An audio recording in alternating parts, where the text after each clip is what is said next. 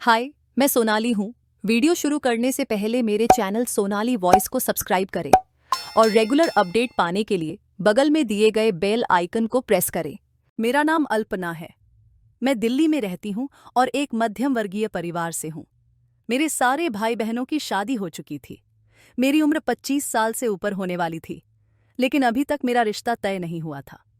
इस वजह से मेरे माता पिता बहुत परेशान थे। वे मेरी शादी के लिए चिंतित रहते थे। फिर एक दिन भगवान की कृपा से मेरे लिए एक अच्छा रिश्ता आया। ये लोग न तो बहुत अमीर थे और न ही बहुत गरीब। लड़के का परिवार भी छोटा था। मेरे माता पिता ने कहा, चलो ठीक है, रिश्ता खुद आया है और हमें मंजूर है। पहले ऐसा होता था कि अगर लड़के वाले मुझे पसंद कर लेते थे तो मेरे माता पिता को लड़के या उसके परिवार में कोई न कोई कमी नजर आ जाती थी। इस वजह से रिश्ता नहीं हो पाता था। और अगर मेरे माता पिता लड़के को पसंद कर लेते थे तो लड़के के परिवार को मैं पसंद नहीं आती थी। इस तरह बार बार दिक्कतें आती रहीं और मेरा रिश्ता तय होने में बहुत समय लग गया। अब मेरे घर वालों ने सोच लिया था कि जो भी अगला रिश्ता आएगा उसे हम ज्यादा सोच विचार किए बिना मान लेंगे और अपनी बेटी की शादी कर देंगे, क्योंकि अब मेरी उम्र बढ़ती जा रही थी। अगर और देर हो जाती तो शायद मेरे लिए रिश्ते आना बंद हो जाते। फिर मुझे सारी जिंदगी अपने मायके में ही रहना पड़ता। यह लड़का देखने में अच्छा था। मुझे देखने के लिए मेरी सास आई थी। उन्होंने मुझे देखते ही पसंद कर लिया। मैंने सुना था कि मेरे ससुराल में ज्यादा लोग नहीं हैं, बस एक सास है और मेरे पति के अलावा मेरा एक देवर है। मुझे अपना देवर बहुत अजीब लगता था। वह बहुत अजीब अजीब हरकतें करता था। एक हाथ हवा में हिलाकर बात करता था और दूसरा हाथ उसकी कमर पर टिका रहता था। जब तक मेरी शादी नहीं हुई थी, मेरे देवर और सास एक दो बार हमारे घर खाने के लिए आए थे। मेरे देवर का नाम आदित्य था। मुझे लगता था कि मेरे देवर में थोड़ी सी लचक है। वह कुछ हरकतें लड़कियों की तरह करता था, लेकिन फिर भी वह ठीक था और देखने में मेरे पति से भी अच्छा लगता था। मैंने सुना था कि मेरे देवर का भी रिश्ता तय हो गया है। अगर उसके अंदर कोई कमी होती तो शायद उसका रिश्ता नहीं लगता। मेरी सास चाहती तो अपने दोनों बेटों की शादी एक साथ कर सकती थीं, लेकिन उनका कहना था, मेरे ज्यादा बच्चे नहीं हैं, इसलिए मैं अपने दोनों बेटों की शादी अलग अलग करूंगी। मोहल्ले के लोग मेरे देवर के बारे में तरह तरह की बातें करते थे। वे उसका मजाक उड़ाते थे, लेकिन मुझे इससे क्या मतलब। मुझे तो अपने पति के साथ जिंदगी बितानी थी। मेरा देवर मुझे परेशान नहीं करता था तो मुझे उससे कोई शिकायत नहीं थी।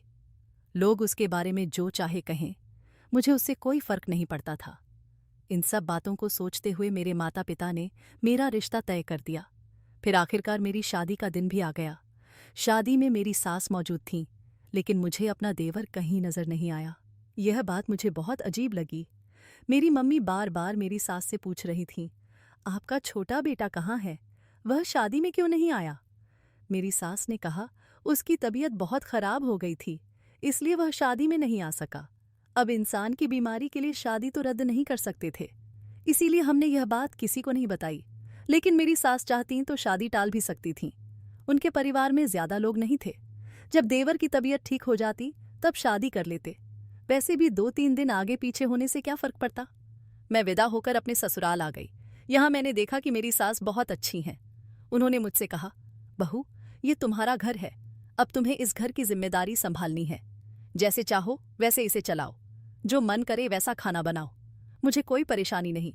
वैसे भी मेरी इन बूढ़ी हड्डियों में अब ज्यादा ताकत नहीं बची। मैंने इस घर को अपने तरीके से बहुत संभाला। अब बाकी की जिम्मेदारी तुम देखो। इसे कभी मेरा घर समझकर काम मत करना। हमेशा अपना घर समझना। जो चाहो वैसा करो, जैसा फैसला लेना चाहो वैसा लो।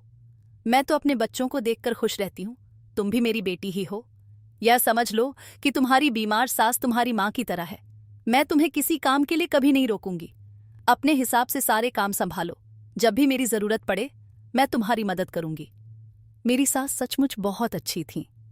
जब वे बात करती थीं तो ऐसा लगता था कि बहुत प्यार से बोल रही हैं। एक दिन मैंने देखा कि मेरे देवर की जेब बहुत मोटी थी। वह हंसते हंसते अपनी माँ के कमरे में चला गया। मेरी सास भी अपने कमरे में थी। मुझे लगा कि शायद मेरा देवर अपनी माँ के लिए कोई तोहफा लाया है।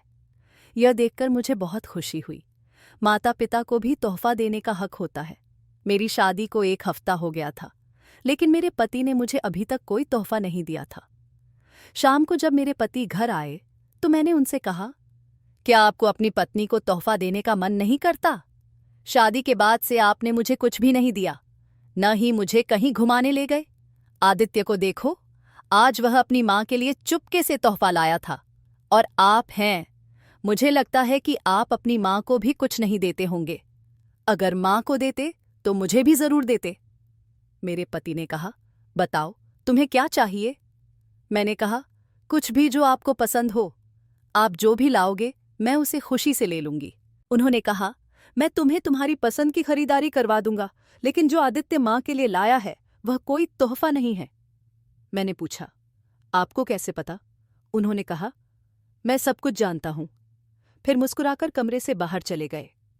मेरे पति ने मुझे पूरी बात नहीं बताई। मैं हैरान रह गई। इसके अलावा मैंने एक और बात देखी थी। मेरे देवर का मुंह हमेशा चलता रहता था। वह कोई काम नहीं करता था। उसकी उम्र भी कम थी और उसका रिश्ता भी तय हो चुका था। वह हर वक्त कुछ न कुछ चबाता रहता था। मुझे लगा कि शायद वह च्युइंगम खाता है, लेकिन वह च्युइंगम नहीं था। कुछ और था जो वह हर समय खाता रहता था। कभी कभी उसके मुंह से पानी भी निकलता था। कभी कभी वह बैठे बैठे अचानक अजीब चेहरे बनाता था, जैसे जो चीज वह खा रहा है वह बहुत कड़वी हो या उसका स्वाद बहुत खराब हो। हर बार वह अपनी जेब से ही निकालकर खाता था। मैंने कई बार अपने पति से अपने देवर के बारे में बात करने की कोशिश की। मैंने कहा, आदित्य जवान है, उसकी शादी होने वाली है, फिर वह घर में ऐसे खाली क्यों रहता है? आप उसे अपने साथ काम पर क्यों नहीं ले जाते? मेरे पति ने कहा, तुम्हें इसकी चिंता क्यों है? जब उसका मन करेगा वह काम कर लेगा। वैसे भी अभी उसके बड़े भाई का हाथ उसके सिर पर है, उसे ज्यादा मेहनत करने की जरूरत नहीं। उनकी यह बात सुनकर मैं हर बार चुप हो जाती थी। भला कौन अपने जवान भाई को ऐसे घर में खाली बैठने देता है? मेरा देवर मुझसे भी ज्यादा बात नहीं करता था। वह अपने आप में ही व्यस्त रहता था। जो चीज वह खाता था मुझे समझ आ गया था कि वह च्युइंगम नहीं है। कोई इतना च्युइंगम नहीं खाता। फिर वह हर बार अजीब चेहरे क्यों बनाता था? हर रात मुझे अपनी सास के कमरे से चिल्लाने की आवाजें सुनाई देती थीं। वे अपने बेटे को डांटती थीं। न जाने मेरे देवर से क्या गलती हो जाती थी। मुझे तो वह बहुत सीधा लगता था। वह ज्यादा किसी से बात नहीं करता था और अपने काम से काम रखता था। मेरी शादी को 20-22 दिन हो गए थे। मुझे समझ नहीं आता था कि मेरी सास अपने बेटे को हर रात क्यों डांटती थीं। जब रात को सास की डांट की आवाज आती तो मेरे पति चुपचाप उठकर कमरे का दरवाजा बंद कर लेते थे। मैं कहती, आप जाकर देखो तो सही कि माँ उसे क्यों डांट रही हैं। वे कहते, उसने कोई गलती की होगी इसलिए डांट पड़ रही है। वैसे भी माँ का हक होता है अपने बच्चों को डांटना। मैं इस मामले में क्या पूछूं? चलो तुम चुपचाप सो जाओ। यह कहकर वे हर बार बात खत्म कर देते थे। वैसे मेरे पति मेरे साथ बहुत अच्छे थे। वे मुझसे प्यार से बात करते थे। इस घर में सबका व्यवहार मेरे साथ अच्छा था। एक दिन मैंने अपनी सास से पूछा, आप रात को आदित्य को क्यों डांटती हैं? मुझे बहुत तेज आवाज आती है, लेकिन समझ नहीं आता कि आप उसे किस वजह से डांटती हैं। क्या शादी से पहले आप मेरे पति को भी ऐसे ही डांटती थीं? मेरी सास ने कहा, अरे नहीं, तुम्हारा पति तो बहुत समझदार है। हाँ, जब वह छोटा था और मुझे तंग करता था तो मैं उसे डांट देती थी, लेकिन उसने मुझे ज्यादा परेशान नहीं किया। मेरा बड़ा बेटा बहुत अच्छा और समझदार है। मैंने उसकी परवरिश बहुत अच्छे से की है। मैंने कहा, लेकिन छोटे बेटे की परवरिश भी तो आपने ही की है। सास ने कहा, हाँ, लेकिन छोटा बेटा बहुत तंग करता है, इसलिए मैं उसे डांट देती हूं। मैंने अपनी सास से पूछा, क्या करूं? आप उसे रोज डांटती हैं? उन्होंने कहा, मैं मां हूं ना, मुझे अपने बच्चे को डांटने की आदत है। हर मां अपने बच्चों को डांटती है। लेकिन इस घर में एक बहुत अजीब बात हो रही थी। मेरा देवर हर वक्त अपनी जेब से कुछ निकालकर खाता रहता था। कभी कभी वह बहुत हंसता था तो कभी बहुत गुस्सा हो जाता था। उसका गुस्सा हमेशा अपनी मां पर ही निकलता था। लेकिन किस बात पर गुस्सा करता था यह मुझे समझ नहीं आता था। कई बार मैंने देखा कि मेरे पति भी उसे डांटते थे, पर जैसे ही मैं उनके पास जाती वे चुप हो जाते। मैं अपने पति से पूछती, यह सब क्या हो रहा है? लेकिन वे बात को टाल देते और कुछ नहीं बताते। एक दिन मैंने अपनी सास से बातों बातों में पूछ लिया, आदित्य, अपने मुंह में क्या चबाता रहता है? वे मुस्कुराईं और बोलीं, धीरे धीरे तुम्हें सब समझ आ जाएगा। जब वक्त आएगा तो तुम्हें खुद पता चल जाएगा। मुझे शक हो गया था कि मेरा देवर क्या खाता है। मैंने सास से कहा, कहीं यह तंबाकू तो नहीं खाता? इस पर वे हंसने लगीं और बोलीं, पागल हो क्या? क्या यह सारा दिन तंबाकू चबाता रहेगा? अगर ऐसा होता तो अब तक भगवान को प्यारा हो गया होता। ऐसी कोई बात नहीं है। मैंने सोचा कि जिस तरह मेरे देवर की हरकतें हैं, शायद इसी वजह से सास उसे हर रात डांटती होंगी। वह सारा दिन घर में रहता है, कुछ काम नहीं करता। शायद इसीलिए मेरे मन में शक पैदा होता रहता था। सास चाहती होंगी कि वह बाहर जाकर काम करे, पैसे कमाए।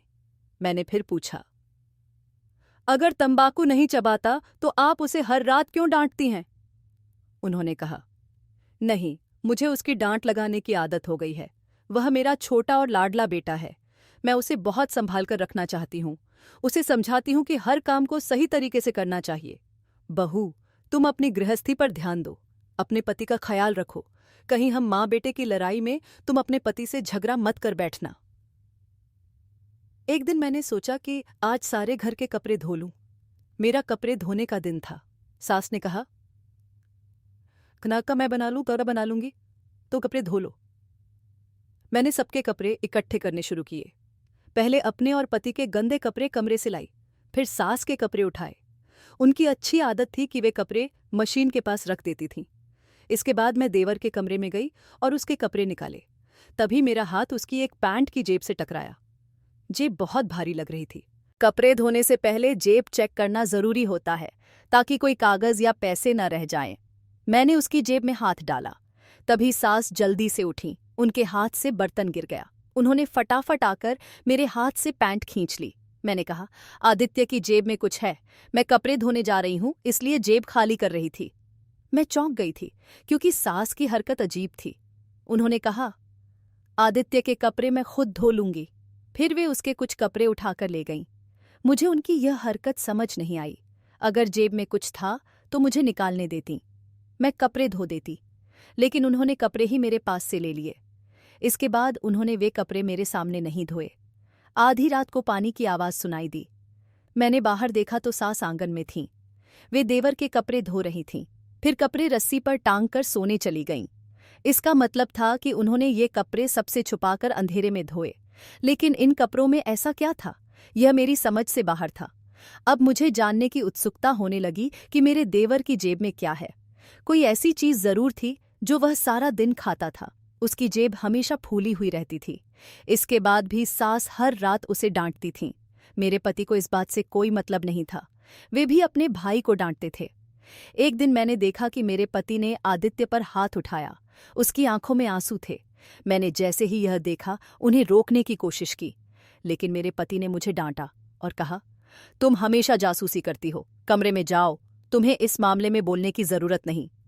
उनकी इस हरकत से मुझे बहुत गुस्सा आया। मैं कमरे में चली गई। यह माँ बेटा आदित्य के पीछे क्यों पड़े थे? उसी रात हम सो रहे थे। कमरे का दरवाजा बंद था। आधी रात को किसी ने दरवाजा जोर जोर से खटखटाया। मेरे पति की शक्ल अजीब हो गई। हम गहरी नींद में थे। वे उठे और बोले, अब ये क्या मुसीबत आ गई? दरवाजा खोला तो सास ने उनका हाथ पकड़ा और एक तरफ ले गईं। वे उनके कान में कुछ फुसफुसाने लगीं। मैं भी बाहर गई। मैंने पूछा, सब ठीक है? क्या बात है? पति बोले, हाँ सब ठीक है, तुम जाओ, मैं अभी आता हूं। मैं कमरे में चली गई। वे घर से बाहर गए। लगभग 2 घंटे तक मैं जागती रही। नींद नहीं आई। जब वे लौटे तो बहुत परेशान लग रहे थे। मैंने पूछा, क्या हुआ, आप कहाँ गए थे? पहले उन्होंने गुस्से से देखा, फिर बोले, मेरी साफ शर्ट निकाल दो, मुझे कहीं जाना है। रात के 4 बज रहे थे। मैंने कहा, इतनी रात को कहाँ जाना है? उन्होंने कहा, आदित्य नहीं मिल रहा, पता नहीं कहाँ चला गया। मैं हैरान रह गई। अगर वह कहीं गया तो बच्चा थोड़े है कि उसे ढूंढने आधी रात को निकलना पड़े। शायद किसी दोस्त के घर गया हो। लेकिन पति बोले, नहीं, तुम नहीं समझोगी, यह बहुत परेशानी की बात है। मैंने शर्ट निकाल दी। वे बाहर गए और सुबह आदित्य को लेकर लौटे। देवर के चेहरे से लग रहा था कि उसे बहुत डांटा गया है, शायद पिटाई भी हुई हो। वह अपने कमरे में चला गया।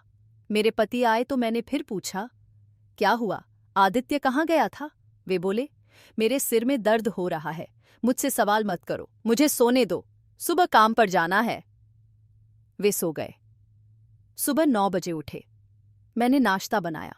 नाश्ते के दौरान भी मैंने पूछा, क्या बात है? उन्होंने कुछ नहीं बताया, बस इतना कहा, इस बात को छोड़ दो, समझो कि कोई मुसीबत आने वाली थी जो टल गई, तुम परेशान मत हो। उसी सुबह सास की मोहल्ले की एक औरत से लड़ाई हुई। वह अपने घर का कूड़ा हमारे घर की तरफ डाल देती थी। लड़ाई बढ़ गई। उस औरत ने अजीब बात कही, तुम्हारे घर में है ही कौन? सब नामर्द हैं। यह सुनकर मुझे हैरानी हुई। फिर सोचा, गुस्से में बोल रही होगी। वह औरत बहुत बदतमीज थी। काफी दिनों से मैं देख रही थी कि मेरी कुछ निजी चीजें गायब हो रही थीं, सिर्फ वही चीजें जो औरतें इस्तेमाल करती हैं। इस घर में मेरे अलावा सास ही थीं, लेकिन उनकी उम्र में वे ऐसी चीजें क्यों इस्तेमाल करेंगी? शादी के बाद मुझे बहुत सामान मिला था, पर मैं लापरवाह थी। मेकअप, नकली गहने, एक नई साड़ी तक गायब हो गई। मैंने सास को नहीं बताया, वरना वे मुझे लापरवाह समझती। मैं परेशान थी कि मेरे कमरे से सामान कहाँ जा रहा था।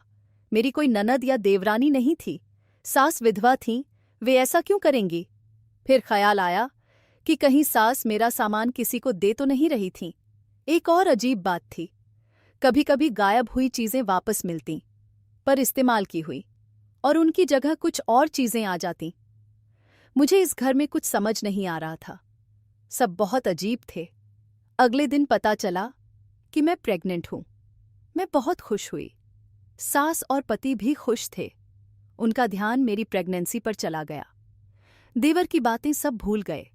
सास बोली, घर में बच्चा आएगा तो रौनक हो जाएगी। मैंने कहा, अगर बेटी हुई तो? सास बोली, बेटी हुई तो मैं और खुश होंगी। बेटा हो या बेटी, मुझे फर्क नहीं पड़ता, बस बीच में कोई चीज नहीं आनी चाहिए। अगर ऐसा हुआ तो उसकी जिंदगी बर्बाद हो जाती है, और माता पिता की भी। उनकी यह बात सुनकर मुझे हैरानी हुई। ऐसा मौका नहीं था कि वे इस तरह की बात करें। वे कह सकती थीं, भगवान तुम्हें अच्छी संतान दे, लेकिन उन्होंने कहा, बस किन्नर पैदा न हो जाए। यह आशीर्वाद मुझे अजीब लगा। मेरी सास ऐसी बातें क्यों कर रही थीं? कोई ऐसा नहीं बोलता। यह सब मेरी समझ से बाहर था। वे वहां से चली गईं। वैसे वे बहुत खुश लग रही थीं। उनकी आधी बात तो अच्छी थी कि बेटा हो या बेटी, कोई फर्क नहीं पड़ता। मैंने यह बात अपने पति से कही। उन्होंने कहा, जब इंसान की उम्र बढ़ जाती है तो उसे पता नहीं चलता कि वह क्या बोल रहा है। तुम्हें पता है कि माँ की उम्र भी काफी हो चुकी है। तुम खुश रहो और अपना ख्याल रखो। अब से तुम्हें हमेशा खुश रहना है। किसी बात की टेंशन मत लेना। मुझे भी फर्क नहीं पड़ता कि बेटा हो या बेटी, जो भी बच्चा होगा वह सेहतमंद और भाग्यशाली हो। मेरी सास की बहन हमारे घर आई और हमें अपने यहाँ शादी का न्योता दिया। वैसे तो यहाँ मेहमान नहीं आते थे, लेकिन पहली बार किसी ने हमें बुलाया था। सास ने बताया, मेरी बहन बहुत अमीर परिवार से है। तुम अच्छे से तैयार होना और अपनी सबसे अच्छी साड़ी पहनकर जाना। मेरी बहन से मेरी बिल्कुल नहीं बनती। वह बच्चों की खुशी के लिए यहाँ आई थी। उसे मुझसे हमेशा शिकायत रहती है। वह कमी निकालने की कोशिश करती है, इसलिए तुम्हें बहुत अच्छे से तैयार होना है। मुझे समझ नहीं आ रहा था कि कौन सी साड़ी पहनूं। मैंने 2 अच्छी साड़ियां निकाली, लेकिन कंफ्यूज थी कि कौन सी पहनूं। थोड़ी देर बाद दरवाजे पर खटखट हुई। मुझे लगा मेरे पति आए हैं। मैंने कहा, इन दोनों में से बताओ कौन सी साड़ी पहनूं। बोलते हुए पीछे मुड़ी, लेकिन वहां पति नहीं, मेरा देवर था। मैंने कहा, सॉरी आदित्य, मुझे लगा तुम्हारे भैया आए हैं। उसने कहा, कोई बात नहीं। क्या हुआ भाभी, कपड़े चुन नहीं पा रही हो? फिर बोला, दोनों साड़ियां बहुत खूबसूरत हैं, लेकिन यह लाल वाली ज्यादा प्यारी है। तुम पर बहुत जचेगी। इसके साथ लाल चूड़ियां पहनना, पर लाल लिपस्टिक मत लगाना। हल्की गुलाबी लिपस्टिक लगाओगी तो ज्यादा सुंदर लगोगी। और कढ़ाई वाली सोने की बालियां पहन लेना। मैं हैरान थी। मेरे देवर ने 5 मिनट में मेरी मुश्किल हल कर दी। उसकी चुनी हुई चीजें सचमुच बहुत अच्छी लग रही थीं। मैंने कहा, तुम्हें इन सब की इतनी समझ कैसे है? तुम्हारी शादी भी तो नहीं हुई? वह बोला, भाभी, मुझे बहुत समझ है। तभी सास वहां आ गईं और बोली, यह बस ऐसी ही बातें और आइडिया देता रहता है, इसकी बातों पर ध्यान मत दो। उन्होंने देवर को आंखें दिखाईं, जैसे इशारे से कहा हो, यहां क्या कर रहे हो? देवर बोला, मां, क्या हो गया? मैंने भाभी को सलाह दी तो क्या गलत किया? सास शर्मिंदा हुई और उसे हाथ पकड़कर ले गई। मैं सोच में पड़ गई।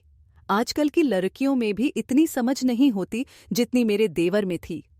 कपड़ों के साथ क्या पहनना है, कैसे पहनना है, उसे सब पता था। सास और देवर उस शादी में नहीं गए, हम पति पत्नी गए। मैं सचमुच बहुत सुंदर लग रही थी। सबने मेरी तारीफ की। लोग बोले, तुमने बहुत अच्छे कपड़े पहने हैं, लिपस्टिक का रंग भी बहुत अच्छा है। मैंने खुश होकर यह बात पति को बताई।